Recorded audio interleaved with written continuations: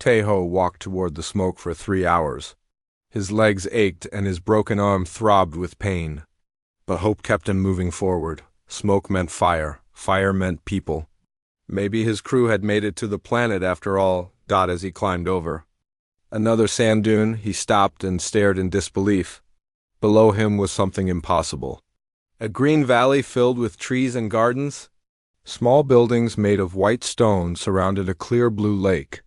Smoke rose from cooking fires and workshop. Chimneys. It was an oasis. But not like any oasis he had ever seen. This place was huge, stretching for miles in every direction.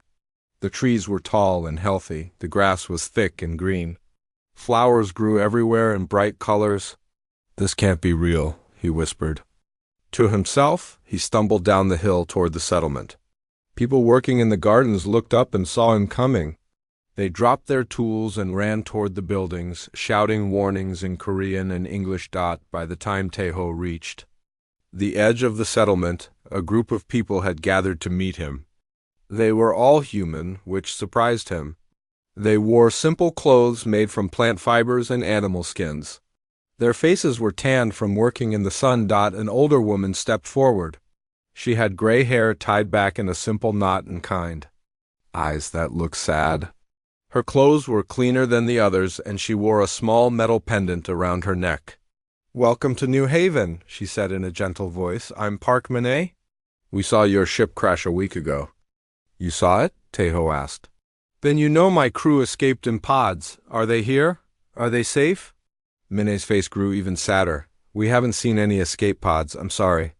You're the only survivor we found." Tejo felt like someone had hit him in the stomach. His crew was gone. Ji-woo, Min-ho, Jae-sung, and all the others, dead or captured by the Vorthek. He had failed them completely. "How long have you been here?" he asked, trying not to think about his lost crew. 30 years? Min-ae replied. "I came here with a research team. We were studying desert planets for the colonial office. Our ship had engine trouble and we crash-landed just like you." 30 years? Tejo looked around at the beautiful settlement. "But this place is amazing. Why didn't you call for rescue?" Min-ae exchanged worried looks with the other people. An older man with a thick beard stepped forward. He was missing his left hand, and his right leg was made of carved wood. "I'm Kim Do-hyun," he said. "Former captain of the merchant ship Golden Star. Crashed here 15 years ago with a cargo of medical supplies." He paused and looked directly at Tejo. "We need to talk. There are things about this planet you need to understand." They led him through the settlement. Tejo saw workshops where people made tools and clothes. Gardens where they grew vegetables and fruits he didn't recognize. Children played near the lake, laughing and splashing in the clear water. Everything looked peaceful and happy. But the adults watched him with expressions of pity and fear. Like they knew a terrible secret, they brought him to a large building in the center of the settlement. Inside, it was cool and comfortable. The walls were covered with maps and charts. Books lined shelves made from local wood. It looked like a library and meeting hall combined. Min-ae sat down across from him at a wooden table. Do-hyun sat beside her. Other people gathered around, but they stayed quiet and let Min-ae do the talking. "Tejo," she began slowly, "I need to tell you something that will be very hard to hear. This planet is not what it seems. Yes, it's beautiful. Yes, we have everything we need to live good lives. But there's a price. What kind of price? We can never leave." Tejo laughed, but it sounded hollow in the quiet room. "What do you mean you can't leave? Just build a ship. Send a message to Earth? Someone will come get you?" Do-hyun shook his head sadly. "We tried everything. Built 3 different ships over the years. Every time someone tries to leave the planet's atmosphere, they die. That's impossible." "We thought so too," Min-ae said, "until we lost 12 good people testing it. The planet does something to us, changes us. After a few months here, our bodies won't work anywhere else." A young woman came into the room carrying a tray of food and water. She was beautiful, with long black hair and bright, intelligent eyes. She moved with the confidence of someone who had never known fear. This is my daughter Yoon Sojin, Du-hyun said proudly. Born here on Zarian 7, she's never seen another world. Sojin set down the tray and looked at Taeho with curiosity. You're the crash survivor? The one from space? That's right, Taeho said, and I'm going to find a way off this planet. Sojin? And her father exchanged the same worried look he had seen on everyone's faces. She sat down next to her father and spoke gently. Sir, with respect, many people have said the same thing. They all change their minds eventually. This planet ... it gets into your blood, into your soul. After a while, you don't want to leave. Anymore, I have to warn Earth about the Vorthak, Taeho said firmly. They're attacking human ships, killing innocent people. The Vorthak? Minnie leaned forward with alarm. Are they the ones who shot you down? Yes, they have a whole empire. They think humans are dangerous. They want to wipe us out. The room fell silent. Everyone looked frightened now. Minnie stood up and walked to a window that looked out over the settlement. We've been hiding here for so long, she said quietly. Safe in our little paradise, but if there's a war starting ... Du-hyun's wooden leg creaked as he shifted in his chair. How long before they find us? I don't know, Taeho admitted. Maybe never, maybe tomorrow. But if they do find this place, all these people will die, unless we can warn Earth first. Sojin reached across the table and touched his hand. Her skin felt warm and strangely electric. You should rest now, she said. Eat something. Let your injuries heal. Tomorrow we'll show you more of New Haven. Maybe you'll understand why leaving is so hard. They gave him a small house near the lake. It had a comfortable bed and clean clothes that fit him perfectly. Through the window he could see families eating dinner together by the water, children helping their parents with evening chores. Old people telling stories under the stars. It looked like paradise, but as Taeho lay down to sleep, he remembered Minnie's words. 12 people had died trying to leave this place. What kind of paradise was also a prison? Outside his window, he heard strange sounds in the darkness. Not quite music, but not quite natural either. Like the planet itself was singing a lullaby. Despite everything, he fell asleep easily and dreamed of home. Taeho woke up feeling better than he had in weeks. His broken arm barely hurt anymore. The cuts on his face had healed completely. Even his old back injury from a training accident years ago was gone. He walked outside and found Sojin waiting for him with breakfast. She smiled and handed him a bowl of fruit and bread that tasted better than anything he had eaten on his ship. How do you feel? She asked. Amazing, too amazing. How is that possible? The planet takes care of us, she said simply. It wants us to be healthy and happy. Planets don't want things. They're just rocks and dirt. Sojin's smile faded a little. This one is different, you'll see. After breakfast, she took him on a tour of New Haven. They visited the workshops where people made beautiful furniture from strange wood that grew faster than earth trees.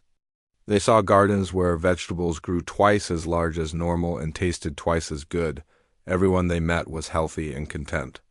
But they all had the same look in their eyes, the look of people who had given up on something important. Where are your sick people? Taeho asked. Your old people? We don't get sick here, Sojin said. And aging works differently. Minnie is over 70, but she looks 50. My father is 63. They walked to the lake where children were playing. In the water, Taeho noticed something strange. All the children looked about the same age, around 10 or 12 years old. How many children were born here? He asked. 7 of us, Sojin replied. But we stop aging when we reach adulthood? The planet decides when we're old enough then? Keeps us that way. Taeho felt cold despite the warm sun. That's not natural. Nothing here is natural. But is it wrong to live without pain or sickness or death? In the afternoon, Sojin brought him to meet Choi Jae-min, the settlement scientist. Jae-min lived in a building filled with strange equipment. Some of it looked human-made, but most was completely alien. Jae-min was a thin man with excited eyes and hands that moved constantly while he talked. He had been part of Minnie's original research team 30 years ago. Finally, someone new to share my discoveries with, Jamin said, shaking Teho's hand. I've been studying this planet for 3 decades. What I found will amaze you. He led them to a table covered with charts and strange metal objects. The metal pieces looked like they were grown rather than built, with smooth curves and patterns that hurt to look at directly. Zarian 7 isn't a planet, Jamin announced. It's a machine. The biggest, most complex machine ever built. What do you mean? Jamin picked up one of the metal objects. It began to glow softly in his hands. Every grain of sand, every rock, every drop of water is part of a massive biological computer. The entire planet is alive and thinking. Teho stared at the glowing metal. Who built it? An ancient race called the Architects. They died out millions of years ago, but they left this place behind. It was designed as a prison, but not like any prison you can imagine. Jamin walked to a wall covered with drawings and symbols.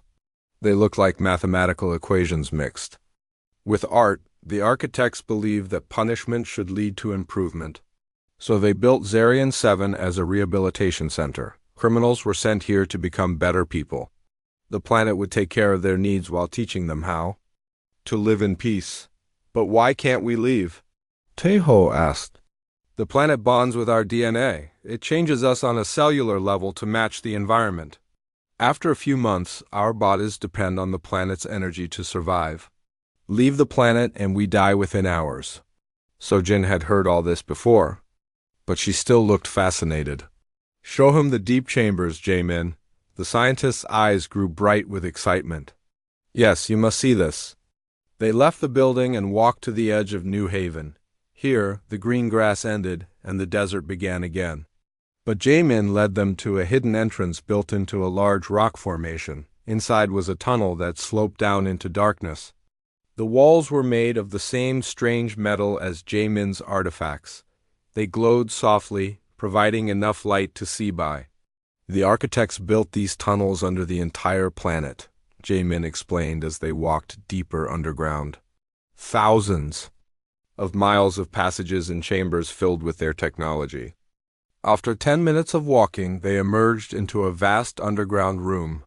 The ceiling was so high that Teho couldn't see it in the dim light. Strange machines lined the walls, covered in the flowing symbols of the Architect language. In the center of the room stood a pillar of crystal that pulsed with soft blue light. Around it, smaller crystals grew from the floor in perfect geometric patterns. This is a control center, Jamin said reverently, one of hundreds scattered across the planet. From here, the Architects could monitor and guide their prisoners. Teho approached the central crystal. As he got closer, it began to pulse faster. Images appeared in its surface, pictures of alien creatures that looked almost human but with longer limbs and larger eyes. The Architects, Sojin whispered. They look sad, don't they? She was right. The alien faces in the crystal showed expressions of deep sorrow and regret, like people who had seen too much suffering and wanted desperately to fix it. I think they created this place after their own civilization fell apart, Jamin said. They wanted to prevent other species from making the same mistakes they did. Suddenly, the crystal flared with bright light. New images appeared, human faces this time. Teho saw Minnie as a young woman, arriving on the planet with her research team. He saw Duhain's ship crashing in the desert. He saw dozens of other humans over the decades, all drawn to this world by accident or desperation. Then he saw himself, stumbling through the desert after his ship crashed. But the image continued, showing things that hadn't happened yet. He saw himself working with Jamin, studying the planet's systems. He saw himself arguing with Minnie about escape plans. He saw himself standing in this same chamber, but older and sadder. The images faded, leaving them in the soft blue glow. It's showing us the future, Teho said quietly. One possible future, Jamin corrected. The planet is always calculating, always predicting. It wants to help us, but only if we're willing to accept its help. They climbed back to the surface in silence. The sun was setting, painting the desert red and gold. Back in New Haven, people were lighting their evening fires and gathering for dinner. It looked peaceful and perfect. But now Tejo understood the price of that perfection. The planet wasn't just a prison. It was a seductive trap that made you want to stay trapped. That night, as he lay in his comfortable bed, Tejo made a decision. He would find a way to escape, no matter what it cost. The people of Earth needed to know about the Vorthic threat, and he refused to accept that any prison, no matter how beautiful, could hold him forever. Above him, the stars looked cold and distant. But they were still calling to him, still promising freedom among the endless void of space. 2 weeks after Tejo discovered the underground chambers, the Vorthak returned. Their dark ships appeared in the sky like storm clouds, blocking out the sun. This time, they had brought an entire fleet. Minay called an emergency meeting in the central hall. Everyone in New Haven gathered, their faces pale with fear. Through the windows, they could see alien landing craft descending toward the desert. "They're not just searching anymore," Minay said grimly. "They're here to stay until they find what they're looking for." "What do we do?" asked an elderly man named Ruhan Sal. He had been a farmer before crashing on Zarian 7 10 years ago. "We can't fight them. We don't have weapons." "We hide," Duhain said firmly. "Take everyone into the underground tunnels. Wait until they leave." But Tejo shook his head. "They won't leave. The Vorthak don't give up. They'll search every inch of this planet until they find us." Through the window, they watched as Vorthak soldiers spread across the desert. The aliens were tall and thin with gray skin and 4 arms. They carried energy weapons that could cut through solid rock. Their landing craft had sensors that could detect human life signs from miles away. "The tunnels," Jamin said suddenly. "They can't scan through the architect metal. If we go deep enough, their sensors won't find us." Within an hour, the entire population of New Haven was moving through the hidden entrance into the underground passages. They carried food, water, and tools. Leaving behind the beautiful settlement they had built over 30 years, the tunnels were vast and complicated. Jamin led them deeper than anyone had gone before, following pathways that branched and twisted through the planet's core. The architect symbols on the walls began to glow brighter as more humans passed by. "The planet knows we're here," Sojun whispered to Tejo. "It's trying to help us." They made camp in a huge chamber filled with dormant machines. The ceiling was covered with crystal formations that provided soft light. Ancient architect technology hummed quietly in the walls. For 3 days, they hid while Vorthak search parties combed the surface above. The aliens were thorough and ruthless. Through hidden cameras in the settlement, they watched the Vorthak destroy everything they found. Buildings were burned. Gardens were trampled. The beautiful lake was poisoned with chemicals. "They're not just looking for survivors," Tejo observed. "They're making sure nothing human survives." On the 4th day, a Vorthak patrol found the tunnel entrance. The aliens poured into the underground passages with their weapons ready. Their harsh voices echoed through the tunnels as they called to each other in their clicking language. "We need to fight," Tejo told Minay. "Running won't save us anymore." "Fight." "With what?" she replied. "Garden tools against energy weapons?" But as the Vorthak got closer, something amazing happened. The ancient machines in the walls began to wake up. Panels slid open, revealing chambers filled with strange devices. The architect's symbols blazed with light, and the air filled with a low musical humming. Jamin approached one of the newly opened panels. Inside was a weapon that looked like it was grown rather than built. When he touched it, the weapon bonded to his hand like living metal. "The planet is arming us," he said in wonder. More panels opened. Each person who touched the architect weapons found them changing to fit their hands perfectly. The weapons felt warm and alive, like extensions of their own bodies. Te-Ho picked up a device that looked like a cross between a rifle and a tree branch. The moment he held it, knowledge flooded his mind. He understood how to aim it, how to fire it, how to make it more or less powerful. "The weapons are teaching us," he said. A former soldier named Kwon Hyunwoo had been hiding in New Haven. For 5 years after deserting from a corporate war on Mars, he took command of the defense naturally, organizing the settlers into fighting groups. "The tunnels give us an advantage," he told them. We know the layout, they don't. We can hit them and disappear before they know what happened. The first battle came when a Vorthak patrol entered their chamber. The aliens expected to find helpless humans cowering in the dark. Instead, they found organized resistance armed with weapons they had never seen before, the architect weapons, fired beams of pure energy that cut through Vorthak armor like paper. But more importantly, they seemed to predict where the aliens would move, helping the humans aim with impossible accuracy. The battle was over in minutes. The Vorthak patrol was defeated without a single human casualty. How is this possible? Han Wu asked, staring at his weapon in amazement. The planet is helping us, Jae-min explained. But more than that, I think it's testing us.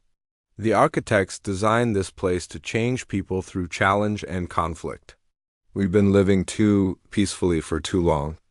As word of the human, victory spread through the Vorthak forces, more aliens poured into the tunnels, but each battle only made the humans stronger. The architect technology responded to their courage and determination by revealing more of its secrets, hidden doors, open to reveal vast armories.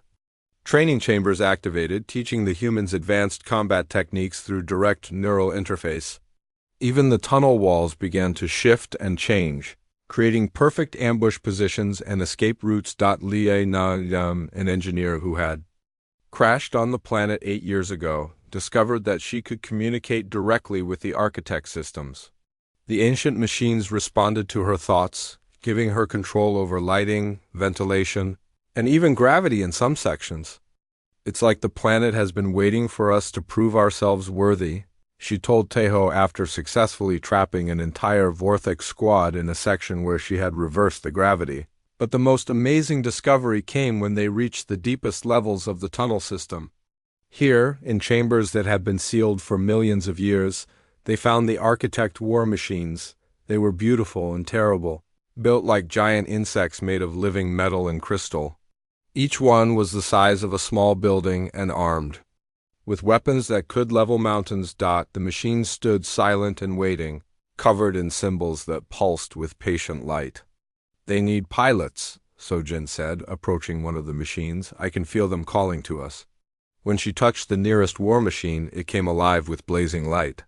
The crystal cockpit opened like a flower, revealing a pilot's seat designed for a human body.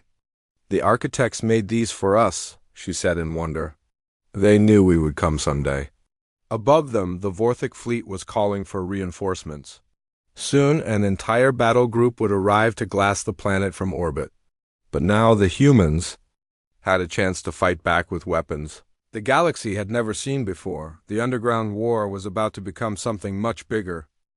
Deep in the planet's core, Taeho stood before the greatest discovery yet. Beyond the war machines lay a chamber so vast it seemed to contain its own sky. At its center rose a tower of pure crystal that stretched up into darkness, pulsing with the heartbeat of the planet itself. The core mind, Jae-min whispered in awe. The central intelligence that controls everything on Zarian 7. As they approached, the crystal began to sing. The sound was beautiful and sad, like a choir of voices that had been waiting eons to be heard again. Images appeared in the crystal's surface, telling the story of the architects. Tae-ho saw their civilization at its height, cities of living crystal that grew like forests, art and music that could reshape reality itself. Science that had unlocked the secrets of consciousness and time, but he also saw their fall. War had consumed their worlds. Not war with other species, but war among themselves. Brother fought brother over resources and ideology until their entire civilization crumbled. Into ash and regret, the surviving architects had built Zarian 7 as their final gift to the universe. A place where other species could learn from their mistakes. A rehabilitation center that would guide criminals and outcasts toward wisdom and peace. But the architects had paid a price for their creation. To make the planet work, they had sacrificed their physical forms becoming part of the planetary consciousness. They still existed, but only as voices in the crystal, watching and guiding, but never again able to touch the physical world. They're still here, Sojin said softly. I can hear them. The crystal flared with light, and suddenly they could all hear the architect voices. They spoke in harmonious tones that bypassed language and spoke directly to the mind. Young humans, the voices said, you have proven yourselves worthy through conflict and courage. The planet has tested you and found you strong. Now you face the same choice we once faced. What choice? Tejo asked. Images appeared in the crystal showing two possible futures. In the first, the humans found a way to escape Zarian 7 and return to space, but the planet remained defenseless against the Vorthak fleet gathering in orbit. The aliens would eventually destroy it, ending millions of years of accumulated wisdom. In the second future, one human would bond completely with the planet's consciousness, gaining the power to defend it but losing their individual existence. Forever, they would become like the architects, part of the planetary mind but no longer truly human. The choice must be made soon, the architect voices continued. The Vorthak bring weapons that can crack planets. Even our defenses cannot hold forever against such force. Above them, the sounds of battle echoed through the tunnels. More Vorthak had entered the underground chambers, hunting for the human survivors. Haiyan Wu and his fighters were holding them back, but barely. I'll do it, Tejo said immediately. I'll bond with the planet. No, Sojin stepped forward. This is my home. I was born here. Let me save it. The bonding process is not death, the architect voices explained, but it is transformation beyond return. You would gain great power but lose your human form and much of your human emotion. You would become a guardian, eternal and alone. Monet had tears in her eyes. There has to be another way. Some compromise. There is, the voices said. But it is untested and dangerous. Two humans could share the bonding process. One to anchor the consciousness in the planet, one to project it outward to other worlds. But both would be forever changed, and there is no guarantee both would survive. Tejo and Sojin looked at each other. Without speaking, they both understood what had to be done. We'll do it together, Sojin said. The risks are enormous, the architect voices warned. If the process fails, both of you will die, and the planet will remain defenseless. And if we do nothing, everyone dies anyway, Tejo replied. At least this way we have a chance. The crystal began to pulse faster. Two smaller crystals grew from the floor, each shaped to hold a human body. Streams of liquid light flowed between them and the central tower. You must enter the bonding chambers now, the architect voices said. The Vorthak battleships have arrived in orbit. They are preparing to bombard the planet's surface. Through the crystal, they could see the massive alien warships positioning themselves around Zarian 7.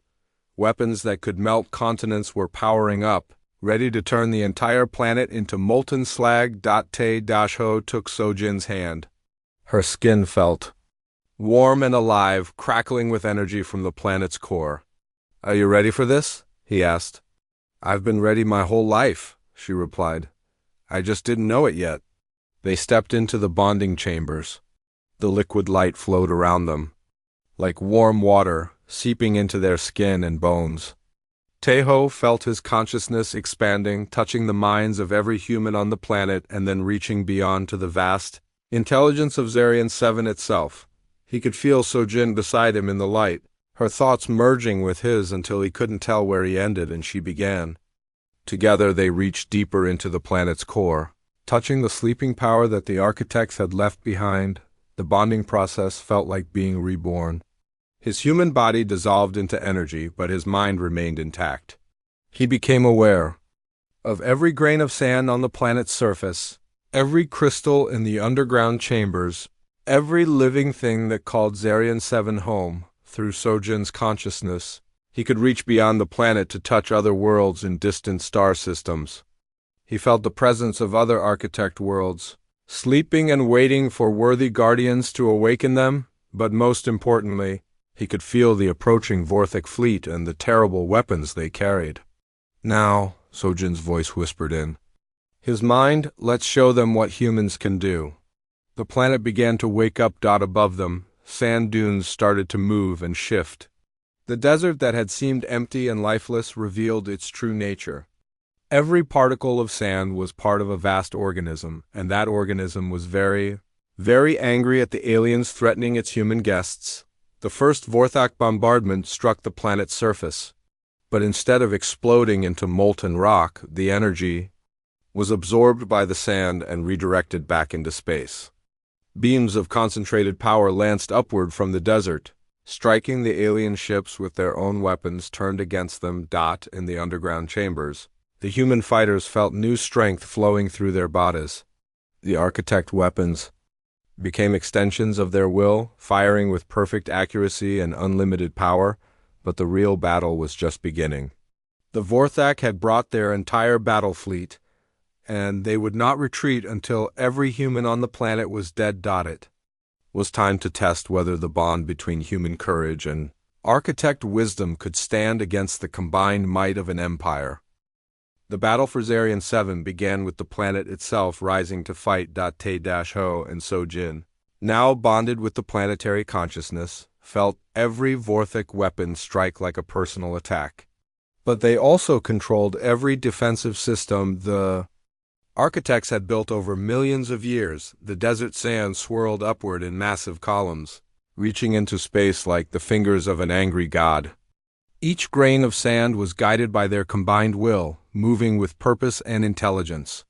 The Vorthak ships found themselves engulfed by cosmic sandstorms that ate through their hulls like acid. "Impossible," the Vorthak fleet commander transmitted to his ships. "It's just a desert world. How can it fight back?" But Zarian 7 was much more than a desert world now. The architect technology, dormant for eons, blazed to life across the planet's surface. Ancient weapon systems emerged from hidden bunkers. Crystalline towers grew from the ground, firing beams of pure energy that could cut battleships in half.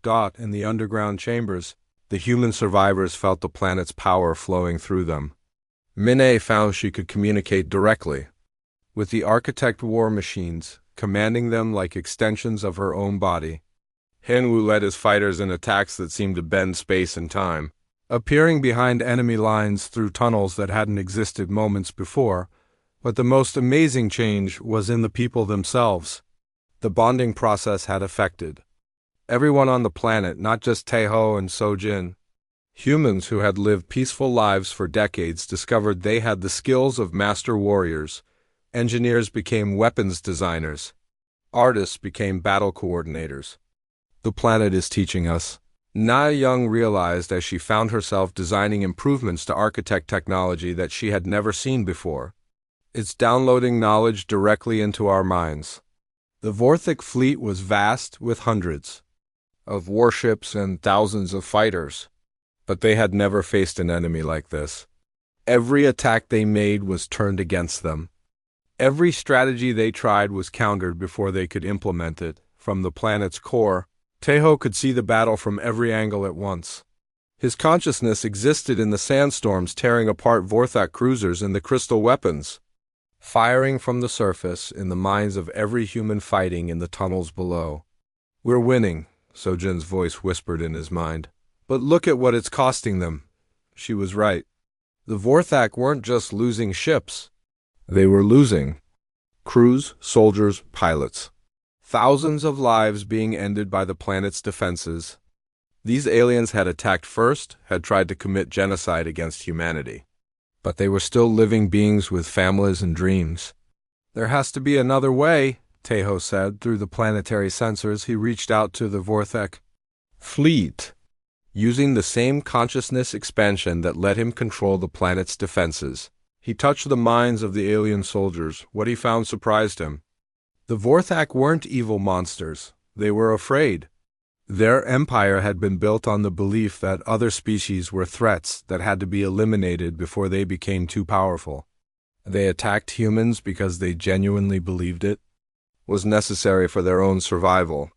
"They're just like the architects were," Sojin realized, trapped in a cycle of fear and violence. Working together, they began to change their tactics.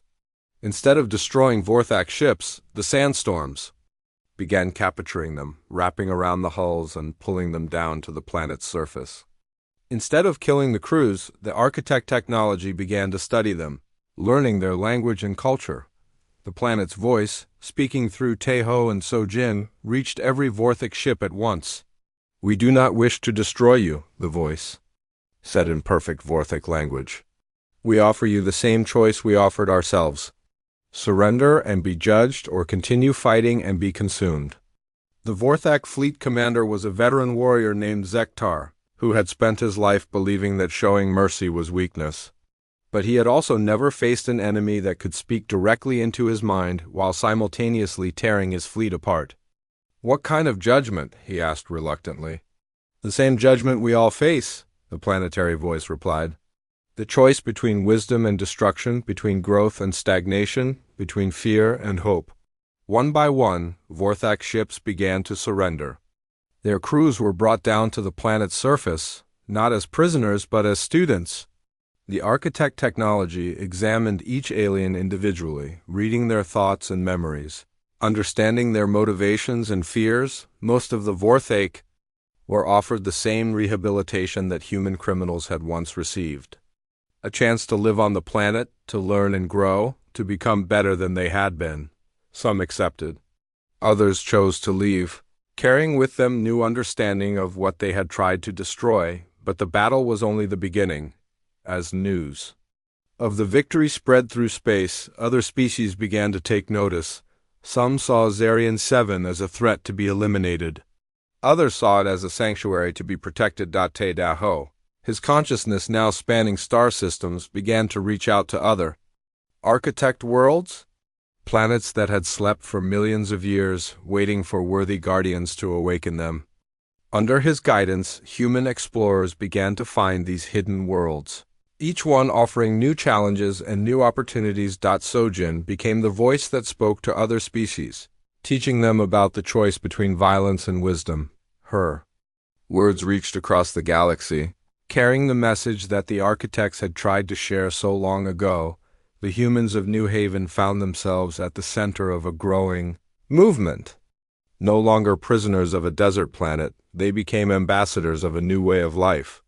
The settlement expanded, welcoming beings from dozens of different worlds who came seeking the wisdom of the architects. Min-A, now serving as the human representative to the Planetary Council, often stood at the edge of New Haven and watched ships from across the galaxy landing in what had once been empty desert. "We fled into the sand to survive," she said to Jamin one evening as they watched the sunset paint the sky in brilliant colors, and found that sometimes the greatest prisons become the foundations of the greatest freedoms. In the planet's core, Taeho and Sojin existed as consciousness made manifest, no longer fully human but not yet fully alien. They were something new, something the galaxy had never seen before. Bridge builders between species, guardians of ancient wisdom, and shepherds of a new age. They could feel other humans across the galaxy, drawn by an instinct they didn't understand toward the architect worlds. Each planet that awakened added its voice to a growing chorus of consciousness that spanned star systems. The Vorthak Empire still existed, but it was changing. Fear was giving way to curiosity. Conquest was being replaced by cooperation. The transformation was slow and sometimes painful, but it was happening. And in the depths of space, ancient architect voices that had been silent for eons began to sing again, welcoming their inheritors to a universe where growth was possible, where change was inevitable, and where even the most lost souls could find their way home. The prison planet had become something else entirely. A school, a sanctuary, a stepping stone to a future where the mistakes of the past need not be repeated. Humanity had evolved beyond its original form, but it had kept the best parts of what made it human. The courage to face the unknown, the wisdom to learn from failure, and the hope that tomorrow could always be better than today. The greatest prison had indeed become the foundation of the greatest freedom. And the story was just beginning.